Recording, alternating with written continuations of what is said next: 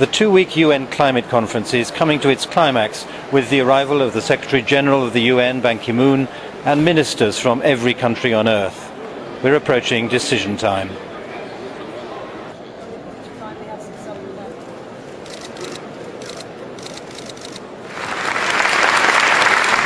Ladies and gentlemen, excellencies, there can be no backsliding on our commitments to a future of low carbon emissions. We must break free of entrenched positions. Who is to blame? Who must act first? We are all in this together. As we travel our road to Copenhagen, you can count on my support. I will continue to press hard world leaders for their commitments to action. I will do all I can as Secretary General of the United Nations, mobilizing all United Nations family, delivering as one. Remember too that Poland is the birthplace of the famed trade union, Solidarity. Precisely 20 years ago, here in Poland, is set in motion an historic transformation. Today, we need a global solidarity on climate change, the defining challenge of our era. 20 years from now, let our children and grandchildren look back upon this day and say, yes, that is where it began. A revolution, a turning point, a moment when we turned away from a past that no longer works toward a more equitable and prosperous future. And I count on your leadership and commitment, and thank you very much.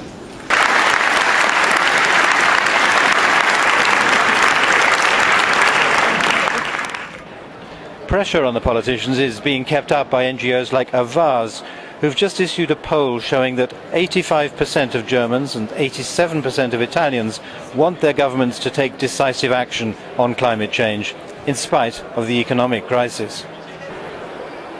So how are campaigners rating the prospects? Well, last week, I have to say, wasn't all that inspiring. Last week was a lot of developed country governments saying why they're not ready to put their targets on the table, why they want this or that or the other thing, and developing countries noting their frustration with that. In some ways, because we still have the Bush administration here and we're waiting for the Obama administration to come in, countries are very hesitant to move at all. The ideal ending of the meeting would be that we have some inspirational announcements from developed countries about how much they're going to reduce their emissions as their contribution to solving the problem, but also to build trust with developing countries that the developed world is really serious about this.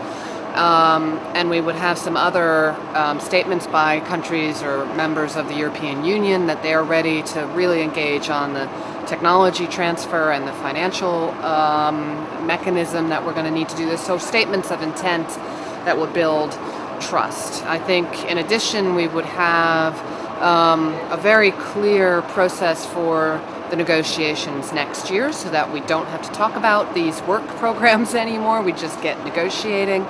And lastly, obviously a strong conclusion from the ministerial roundtable on shared vision, giving the public the sense, actually, that these people are really serious about what we're negotiating, what they're negotiating here. And at this morning's Christian Aid press conference, a stark warning from Tuvalu. We believe that if Tuvalu goes down today, the rest of the world will go down tomorrow. You go down tomorrow. Because this is the beginning that we have to start with by saving Tuvalu. That's the beginning of saving the rest of the world. And failing in Poznan and Copenhagen to come up with a strong agreement and solution to do this is an endorsement or a signature by the global community on our death warrant. Tuvalu, like all low-lying island countries, do not want to be put into a mass murder situation. Our hopes with Copenhagen to come up with a strong agreement and a strong solution.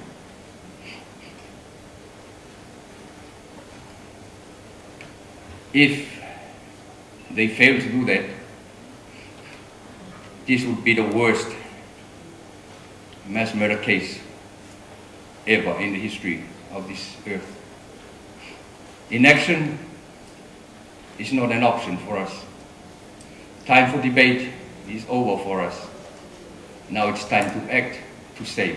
From that, it has been frustrating to be here and following the negotiations. And the frustrating thing is, of course, that if you have gone to any side event, almost, people have talked, people and private companies and popular organizations have talked enthusiastically and energetically about how you can act on climate change.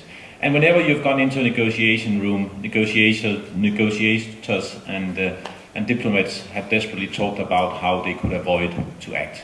And that contrast is one of the most frustrating things about being here in Poznan.